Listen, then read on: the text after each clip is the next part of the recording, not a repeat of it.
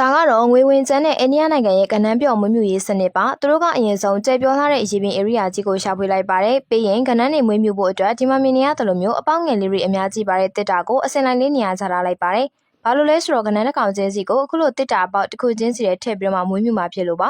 ဒါကကဏ္ဍပြောင်းမွေးမြူတာဖြစ်တဲ့အတွက်ကြောင့်မလို့အထီးမှရောပြီးမွေးလို့မရပါဘူး